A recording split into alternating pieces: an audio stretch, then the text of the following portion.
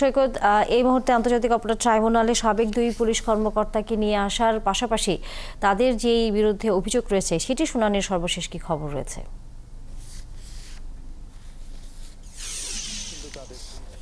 Police কর্মকর্তা আলিফউদ্দিন ও মহিউদ্দিন ফারুকীকে কাশিমপুর কারাগার থেকে এই আন্তর্জাতিক অপরাধ ট্রাইব্যুনালে নিয়ে আসা হয়েছে।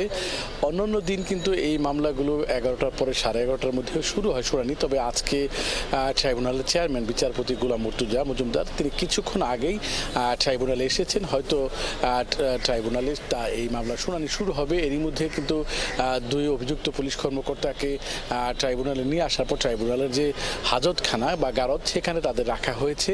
প্রসিকিউটর যারা রয়েছেন তারাও আদালতে প্রবেশ করেছেন, অনেকক্ষণ আগে প্রবেশ করেছেন।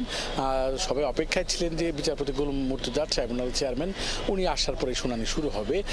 বলছিলেন যে গত 30 নভেম্বর ট্রাইব্যুনালে প্রসিকিউশন একটি আবেদন করে এই 2 পুলিশ কর্মকর্তা বা যারা তখন র্যাবে ছিলেন, র্যাবে থাকার সময় তাদের বিরুদ্ধে অসংখ্য গুম নির্যাতনের অভিযোগ রয়েছে, জঙ্গি গ্রেপ্তার, জঙ্গি নামে অনেক মানুষকে গ্রেপ্তার করেছে। সেই বিষয়ে কিন্তু অভিযোগ এই ট্রাইব্যুনালে পড়েছে এবং তারা গুমের পরে তাদের নির্যাতন করেছেন এরকমও তদন্ত সংস্থায় বেরিয়ে এসেছে এবং সেই অভিযোগগুলো গত 28 নভেম্বর ট্রাইব্যুনালে আবেদন করা হয়। তাদের গ্রেপ্তারের এই মামলায় ট্রাইব্যুনালের মানবতা বিরোধী অপরাধ মামলায় গ্রেপ্তারের জন্য আবেদন করা হয়।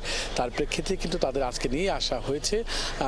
কিছুক্ষণের মধ্যে যখন আদালতে তাদের শুনানি হবে এবং তাদের গ্রেপ্তার দেখানো বা কারাগারে পাঠানো সেই বিষয়টি ট্রাইব্যুনাল অর্ডার আমরা জানিয়ে দেব। তবে এখন পর্যন্ত ট্রাইব্যুনালের নিরাপত্তা ব্যবস্থা বেশ জোরদার করা হয়েছে যেহেতু আজকে শুনানি।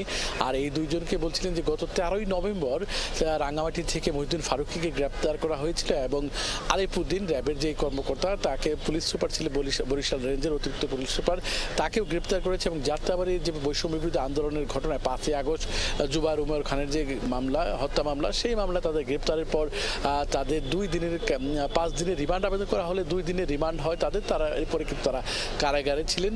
তো এখন পর্যন্ত কিছুক্ষণের মধ্যে যদি ট্রাইব্যুনালে এই মামলা শুনানি হয় আমরা পরবর্তী সংবাদে আমরা জানিয়ে দিব যে আজকে আদালত তাদের ব্যাপারে কি নির্দেশ দিল তা নিয়ে। এখন পর্যন্ত হচ্ছে যে কিছুক্ষণের মধ্যে হয়তো আদালতে বা ট্রাইব্যুনালে তাদের শুনানি শুরু হবে। নিশ্চয়ই আমরা তখন সেই শুনানির খবর জানবার জন্য ফিরে আসবো আপনার কাছে আবার।